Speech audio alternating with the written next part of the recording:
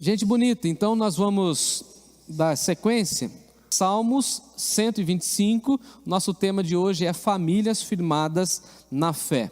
Abra aí comigo o seu texto, acesse aí no seu smartphone, Salmos de número 125.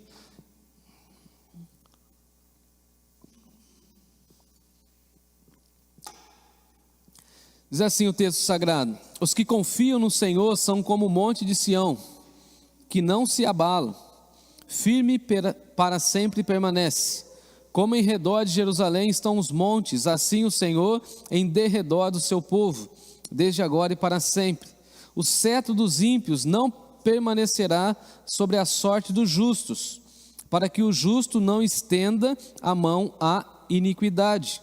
Faze o bem, Senhor, aos bons e aos retos de coração. Quanto aos homens que se desviam para sendas tortuosas, levá-los-á, ó Senhor, juntamente com os malfeitores. Paz sobre Israel. Vamos orar? Senhor Deus, amado Pai, diante da Tua palavra, a minha oração é que o Senhor me use mais uma vez. Tenha misericórdia de mim, perdoe os meus pecados. E assim como os meus irmãos e irmãs puritanos oravam, eu me escondo atrás da cruz de Cristo, a fim de que o Senhor seja honrado e glorificado. Fale, Senhor, por meio da Tua palavra. É a minha oração em nome de Jesus. Amém. Famílias firmadas na fé. Esse aqui é mais um Salmos em que nós temos a certeza e a convicção de que as famílias cantavam. As tribos de Israel cantavam quando iam rumo a Jerusalém prestar culto ao Senhor. E de uma maneira muito especial, por menos 2 vezes ao ano, as famílias saíam em grande comitiva, uma espécie de uma romagem, uma romaria grandiosa. E as famílias todas iam cantando. E se você está com a sua Bíblia aberta, você pode dar uma olhadinha comigo. Por exemplo, começa lá no Salmo 120, passa aí para o 122 que já estudamos, 124, e o texto chega até o capítulo 134. Então vários salmos em que as famílias iam cantando. Por exemplo, se você está com a sua Bíblia aberta, você vai se lembrar que no Salmo 127, eu preguei, também o pastor Bruno pregou no último domingo, a respeito desse salmo. Se o Senhor não edificar a casa, em vão trabalham os que edificam. Herança do Senhor são os filhos. Então, textos que falam a respeito de família, e as famílias iam cantando essas canções, renovando a fé diante do Senhor. Temos aí, por exemplo, o Salmo 128, em que as famílias iam cantando, e temos essa expressão da família, no versículo 3, por exemplo, do Salmo 128, que a esposa no interior da casa é como uma videira frutífera, os filhos são como rebentos da oliveira em volta da mesa, eis como será abençoado aquele que teme ao Senhor. Então a gente pode compreender e ter uma real noção de que esses cânticos de romagem faziam parte da história e da convivência das famílias do povo de Deus. Também são conhecidos como cântico dos degraus, onde as pessoas, as famílias iam subindo os degraus até chegar em Jerusalém. E esse salmo, de forma muito especial, ele é muito significativo, pois ele mostra para nós como as famílias de Deus tinham uma fé extremamente inabalável no Senhor. E basicamente esse salmo ele se torna uma inspiração para nós, para os nossos dias, porque nós devemos ter essa mesma fé, essa mesma convicção que aquelas famílias tinham. Por exemplo, eu mesmo fiquei extremamente impactado ao ler o texto no hebraico e compreender essa realidade que nós devemos ter uma vida que não se abala, uma vida que fica firme, uma vida que permanece. Inclusive, me lembrei daquela parábola em que Jesus diz que tem 2 pessoas, uma constrói a sua vida, a sua casa em cima da areia, vem a chuva, vem a tempestade e é grande a ruína por conta da insensatez, construir na areia e cai. Por outro lado, tem uma casa que permanece, e essa casa que permanece é a casa que é construída na rocha, construída no Evangelho do Senhor Jesus, nas palavras do Senhor Jesus. Essa casa também recebe a chuva, também recebe os ventos, mas ela não cai ao chão, ela não rui, porque a presença do Senhor é uma realidade. Então é essa casa que não se abala. Então por isso, essa urgência de falar nesse texto e lembrar que as nossas famílias devem permanecer firmadas na fé do Senhor, tá bom? Então o Salmo 125, ele vai falar para nós dessa realidade da vida, desse cântico que acontece no convívio da família, e nós precisamos recuperar essa ideia da intervenção divina nas nossas vidas. É interessante que o Salmo 125 não fala para nós da precariedade da vida, mas vai falar da solidez da vida. Não vai ser aquele salmo voltado por um pessimismo, mas muito pelo contrário, vai ser um salmo voltado para o otimismo. Esse salmo mostra como nós podemos caminhar por essa vida, desfrutando da segurança da nossa relação de fé para com o nosso Deus.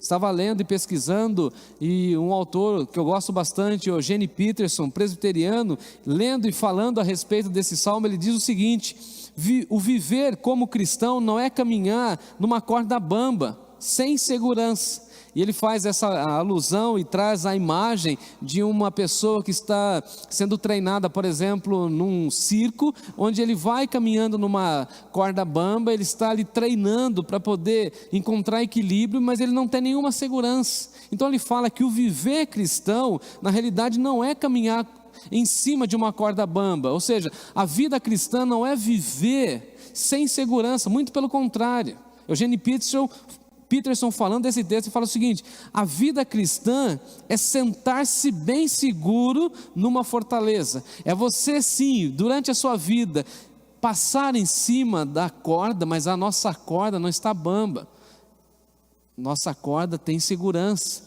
E debaixo da nossa mão, ou debaixo da corda, tem a mão de Deus nos dando segurança. Então veja, quando as pessoas falam o seguinte: olha, eu estou inseguro diante da vida, vem o Salmo 125 e fala o seguinte: não fique inseguro, vá viver e lembre-se que Deus está segurando você. Você não está numa corda bamba, Deus está segurando a minha e a sua vida. E no final da jornada nós sentaremos na fortaleza que é o Senhor. Então eu separei pelo menos 2 lições que gostaria de compartilhar com vocês nessa noite, e gostaria que os irmãos me acompanhassem, tá bom? Estou vendo que mais gente está chegando aqui, e pedimos que vocês continuem conosco nessa exposição bíblica. Em primeiro lugar, as famílias firmadas na fé são famílias que confiam na presença de Deus. Nós precisamos lembrar isso. Parece muito óbvio, mas na realidade a gente não vê essa vida devocional dentro das famílias. E de vez em quando precisamos lembrar aos irmãos e irmãs que Deus está presente em todos os momentos. Como nós vimos, esses salmos ele era entoado pelas famílias rumo a Jerusalém. Então aqueles que confiavam no Senhor, na realidade são integrantes da família. Então veja, aqueles que confiam no Senhor, porque o texto começa com essa realidade no verso 1. Os que confiam no Senhor. Quem confia no Senhor? Essas famílias que celebram o Senhor. Parafraseando o texto, eu até escrevi aqui: as famílias que confiam no Senhor são como o monte de Sião. Então veja que realidade incrível. E o salmista vai usar um verbo aqui no hebraico muito forte, que é confiar. Na nossa expressão popular e brasileira de ser, nessa linguagem nossa, confiar significa depositar apenas confiança. Mas no hebraico aqui o texto vai dizer para nós que confiar significa correr em busca de refúgio, ou confiar no sentido de se sentir seguro. Então veja que é mais profundo o conceito para nós. Então veja, aqueles que confiam em Deus, ou seja, aqueles que se refugiam em Deus, aqueles que correm na direção de Deus, são como o monte de Sião. E a grande pergunta que o texto traz para nós é o seguinte: aonde nós temos nos refugiado? O salmista aqui está nos ensinando as nossas famílias que nós devemos confiar plenamente na presença de Deus, de tal forma que as nossas famílias devem correr em busca de refúgio na presença do Senhor. Então veja, diante das dificuldades da vida, diante das perplexidades da vida, diante dos desafios da vida, para onde nós vamos correr, aonde nós vamos buscar refúgio? senão na presença de Deus. Então veja que uma família firmada na fé é uma família que tem essa base da presença de Deus. Isso é indiscutível, eu diria que isso é imprescindível. Então, por exemplo, diante de uma situação difícil pelas quais as famílias passam, nós precisamos nos unir como família e correr na direção de Deus. Por exemplo, chega alguém numa família e diz o seguinte: olha, eu perdi o emprego, então nós vamos buscar força e direção e refúgio na presença de Deus. Nós perdemos um ente querido, nós vamos buscar segurança, consolo na presença de Deus. Olha, tem uma pessoa querida, acamada, enferma, precisando de ajuda, precisando de socorro. Aonde nós vamos nos abrigar nesse temporal? Nós buscaremos a presença de Deus. Isso é confiar segundo a Bíblia, que é difícil para nós entendermos, mas é necessário que nós tenhamos esse entendimento. Então nós precisamos orar em família, demonstrando às novas gerações que nós nos refugiamos na presença de Deus. Isso é confiança plena.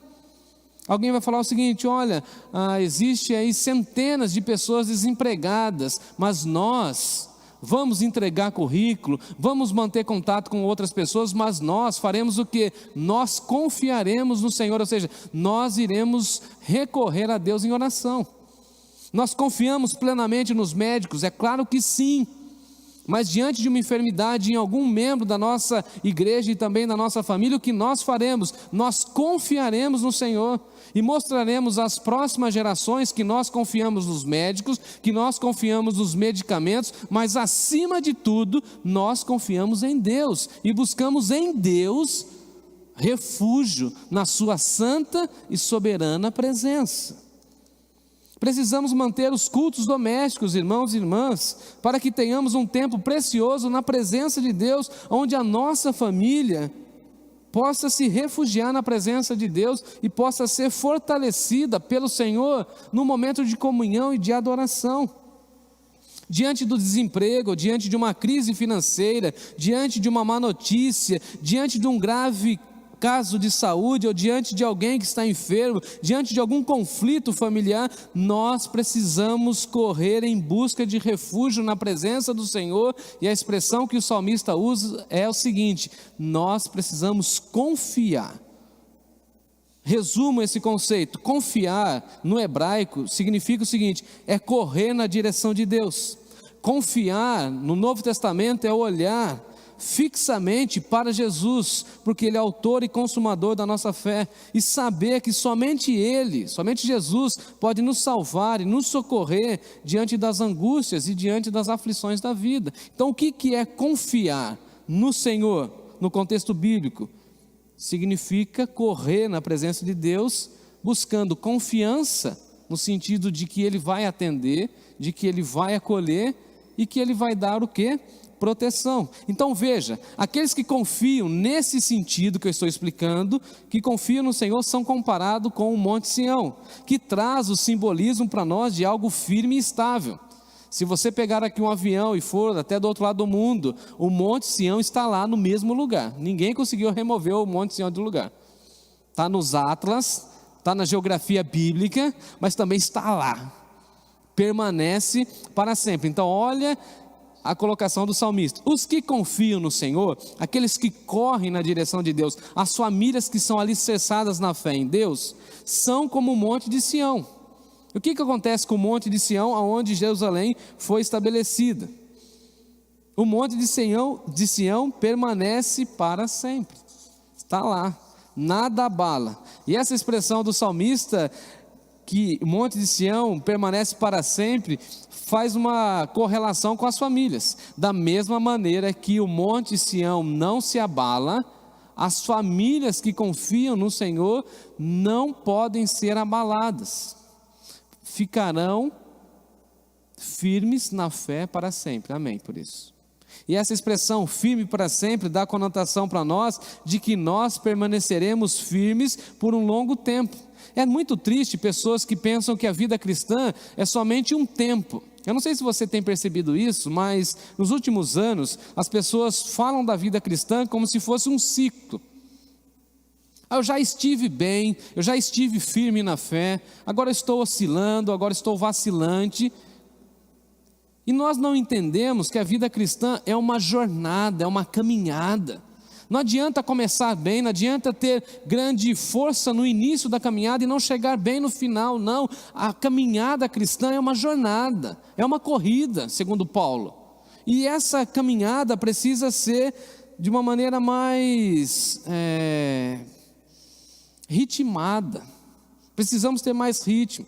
E essa expressão firme para sempre dá a conotação de que nós permaneceremos firmes na presença do Senhor por um longo tempo, por várias gerações, ou firmes também no sentido de perpétuo, ou seja, nós permaneceremos firmes para sempre. Parece até que nós nem gostamos muito dessa ideia de permanecer muito tempo firme. Parece que nós até gostamos de ter algumas recaídas, de escorregarmos na fé, e na realidade nós precisamos lembrar que as próximas gerações estão olhando para nós. Pela graça de Deus, agora na última terça-feira, ontem, completei 14 anos de ministério pastoral, e eu acho que nessa jornada ministerial ainda estou engatinhando, tenho muito a aprender. Tem pastores que têm 30, 40, como o pastor Júlio, por exemplo, 50 anos de jornada ministerial.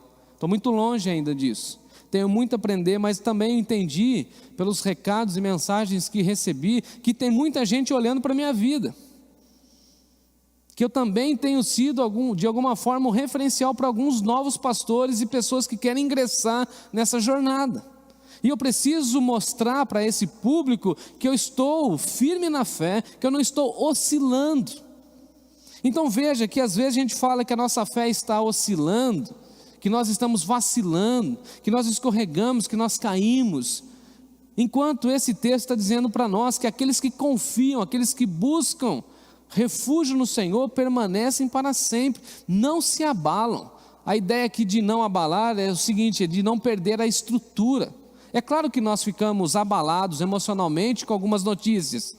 É claro que fisicamente nós ficamos abalados diante de tanto trabalho. Isso está normal, mas a nossa fé continua intacta. Por exemplo, mesmo não tendo recursos financeiros, mesmo perdendo o emprego, a minha fé continua intacta em Jesus. Mesmo perdendo um ente querido, a minha fé continua intacta diante do nosso Deus. É isso que o salmista está dizendo. É uma compreensão de fé. E as famílias que confiam na presença do Senhor e sentem a presença santa de Deus a todo instante, são famílias abençoadas. Dá uma olhadinha no versículo 2. Como em redor de Jerusalém estão os montes, assim o Senhor está em derredor do seu povo, desde agora e para sempre. O salmista aqui vai usar essa linguagem dos montes ao redor de Jerusalém como ilustração, pois era uma imagem muito vívida para os judeus daquela época para falar da presença de Deus. Jerusalém, se você pegar qualquer mapa bíblico, qualquer atlas bíblico, você vai ver que Jerusalém era rodeada de montes, de uma forma em que Jerusalém ficava no centro e assim o Senhor ficava em volta do seu povo. Dá uma olhadinha nessa expressão. Jerusalém estava rodeada de colinas, de montes, e era mais segura cidade. Por quê? Porque os montes ao redor davam essa segurança. Então, se no primeiro verso ele fala que nós somos como um monte que não se abala, no segundo verso ele fala o seguinte: como em Jerusalém, assim o Senhor está em volta. E a expressão bíblica aqui, pelo menos na minha versão, é derredor. Derredor significa que Deus está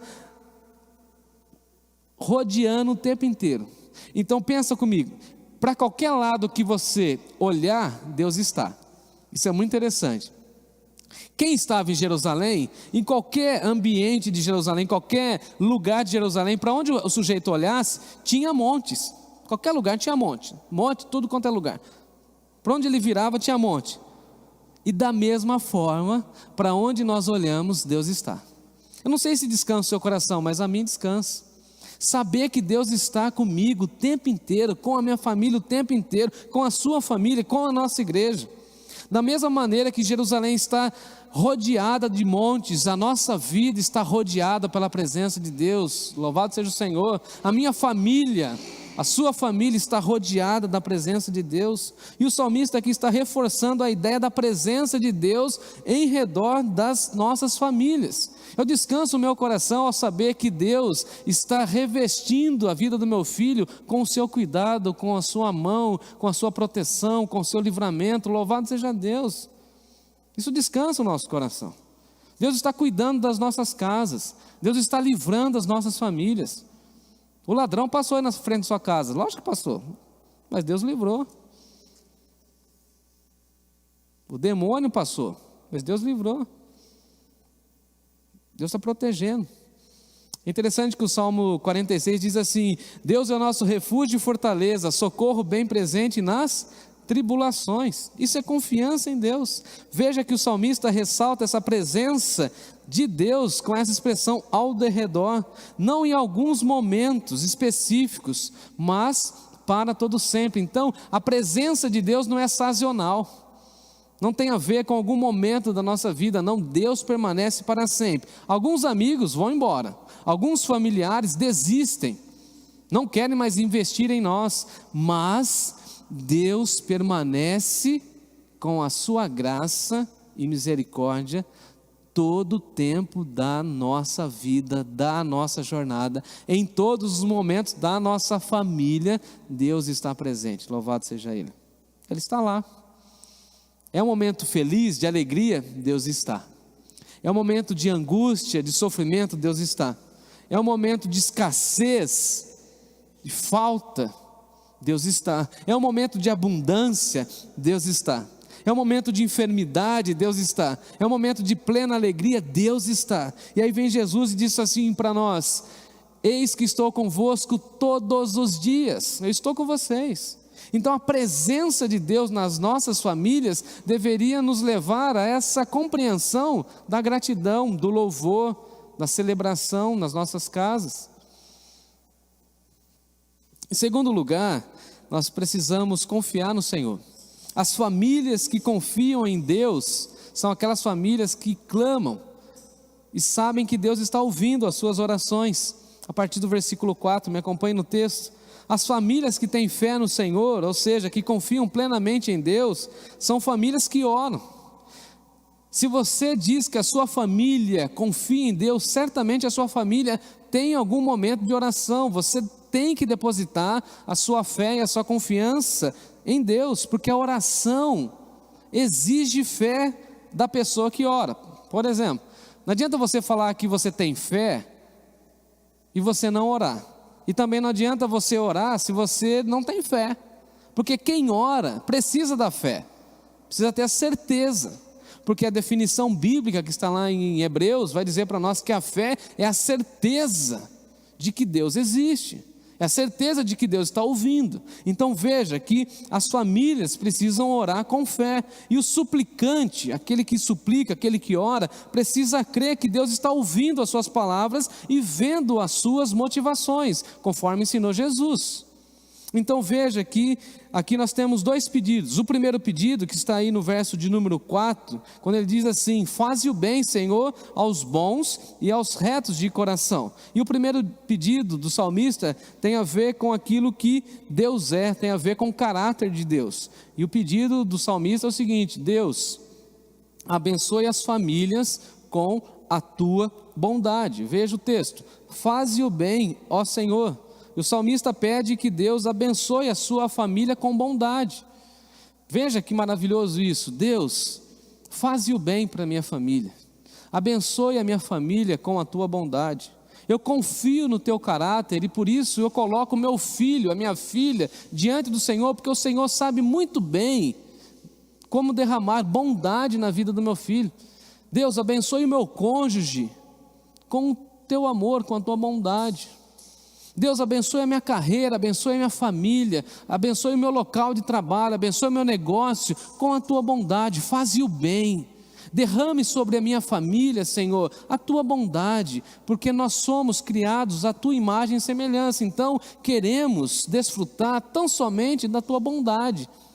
É uma oração muito linda. Será que nós temos essa compreensão de que famílias que confiam em Deus oram dessa maneira?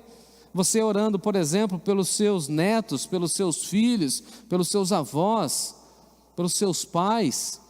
E aqui agora bateu uma saudade dos meus pais e falando o seguinte: Deus, faze o bem para a vida dos meus pais. Já entraram aí na chamada terceira idade, faze o bem, Senhor. Cuida deles. Cuida dos meus avós, cuida dos meus tios com a tua bondade. Cerca o meu filho e as próximas gerações, dos meus sobrinhos, primos, enfim, com a tua bondade, ó Deus. Abençoe as famílias da igreja com a tua bondade. Porque nós não precisamos de mais nada, a não ser a tua bondade. Eu me lembrei até de Davi, quando ele lá no Salmo 23, ele fala o seguinte: certamente que a bondade e a misericórdia do Senhor me seguirão todos os dias da minha vida. Então essa é a oração do salmista: Senhor, faze o bem aqueles que têm o coração reto, aqueles que são bons. Eles não são bons porque eles têm virtudes próprias, eles são bons porque eles andam com o Senhor que é bondoso, e eles são retos de coração porque eles confiam plenamente no Senhor. Então faze o bem a eles, cuide deles, abençoe eles. Agora, olha o que está no versículo 5, que é o segundo pedido, e eu fiquei arrepiado. Quanto àqueles que desviam para sendas tortuosas, ou seja, Senhor, sabe aqueles camaradas que desviam dos teus caminhos? Sobre esses aí, levá-los-á o Senhor juntamente com os malfeitores. Olha o pedido dele: estou orando que o Senhor faça o bem para aqueles que têm um coração puro, mas para aqueles que são dura cerviz, que não se arrepende, leva junto com os malfeitores. O pedido é o seguinte: para aqueles que não se arrependerem, para aqueles que não voltarem para o caminho, para aqueles que não se quebrantarem, o Senhor já leva junto com os maldizentes, com os malfeitores, para que esses meus irmãos não coloquem as suas mãos na iniquidade. E aí eu me lembrei de Jesus, quando Jesus fala da disciplina eclesiástica. Quem se lembra disso? Lá em Mateus capítulo 18.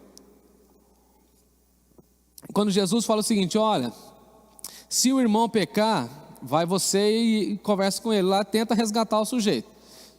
Se não conseguir, você vai, chama 2 testemunhas e vai até lá e tenta resgatar ele, convencer ele, para ele ter o coração quebrantado e tal, não sei o quê. Se não resolver, você chama a comitiva da igreja, pega a liderança, vai lá, conversa com ele, e ele não ouviu você, não ouviu as testemunhas, não ouviu a comitiva da igreja, então você trata isso na igreja. A igreja vai repreender ele que está em pecado. Se ele não ouvir a igreja, o que a gente tem que fazer? Desliga e trata ele como se ele fosse um gentil, como se ele não tivesse o coração quebrantado por Deus, como se ele não fosse um salvo. Então o que o salmista está dizendo é o seguinte: Senhor, para aqueles que são bons e retos de coração, ou seja, aqueles que andam na tua presença, derrame a tua bondade. Para aqueles que estão fora do caminho, que o Senhor os alcance e que eles tenham a postura de quebrantamento e arrependimento e voltem para o caminho. Agora, se eles não voltarem, Senhor, leva ele junto com os malfeitores. Agora, nesse segundo pedido, ele fala o seguinte: paz sobre Israel. Então veja, estou caminhando para o final, que ele está orando pela paz, paz sobre Israel. Ele pede paz ao povo de Deus, ou seja, para a sua família também.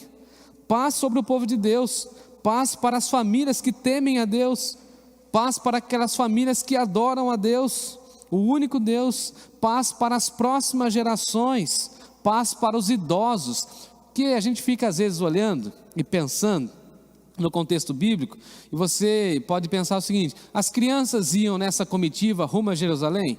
Claro que sim. Os adolescentes? Claro que sim. Agora uma pergunta: os idosos iam? Os idosos não iam.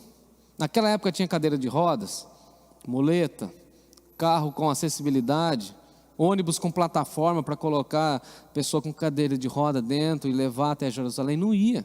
Então veja que o salmista está dizendo o seguinte: paz para nós que estamos indo até Jerusalém, mas paz pelos idosos, paz para aquelas mulheres que têm os seus filhos em seus colos, paz para os pequeninos, paz para aqueles que têm idade avançada, paz para as novas famílias, para os novos casamentos, paz sobre Israel. Será que nós temos essa compreensão e esse motivo de oração? Deus, abençoe a minha casa, abençoe a minha família com a tua paz, abençoe as famílias da igreja com a tua paz, abençoe as famílias que estão chegando em nossa igreja com a tua paz.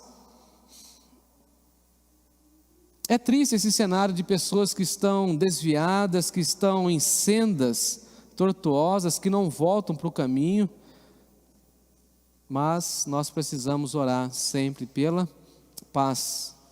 Concluo dizendo que a Bíblia enfatiza que o justo vive pela fé, e assim essa nossa jornada atrás de Jesus, ou seguindo Jesus, deve ser marcada pela fé. Já o apóstolo Paulo vai dizer que nós não vivemos por aquilo que vemos, mas vivemos pela fé. Então precisamos viver pela fé e ter as nossas famílias firmadas pela fé. Famílias que não têm fé em Deus, que não oram, que não buscam a presença de Deus e que não confiam, conforme eu ensinei aqui hoje, irão cair, irão ruir diante das dificuldades da vida. Mas aquelas famílias que permanecem crendo em Jesus, crendo na atuação do Espírito Santo e crendo na provisão do Deus Pai, são famílias que serão sempre firmadas pela fé. Porque a fé, segundo a Bíblia, vem pelo ouvir, e ouvir o quê? A palavra de Deus. Então as nossas famílias precisam ser fortalecidas na fé, firmadas na fé. Ser cristão é como assentar-se no meio de Jerusalém e ter o Senhor em volta, ter essa fortaleza em volta, ter essa segurança do Senhor em volta. E Eugene Peterson, mais uma vez, para encerrar, quando ele diz assim: cantar o Salmo 125 é um modo de que os cristãos têm de desenvolver confiança e banir a insegurança. E eu concluo dizendo: cante esse salmo com a sua família, e você verá que bênção que você terá. Você verá a sua fé sendo restaurada. Hoje mesmo eu estava cantando com o Natália e falei que ia pregar nesse texto, né? Eu lembrei até daquele cântico: os que confiam no Senhor são como o monte de Sião, que não se abalam, mas permanecem para sempre. Como em volta de Jerusalém, assim é o Senhor em volta do seu povo. Cante isso, lembre-se que Deus está ao seu redor, cuidando de você, da sua casa e, acima de tudo, cuidando da nossa família. E Deus abençoe essa palavra em seu coração, abençoe sua família, e que Deus se faça presente entre nós.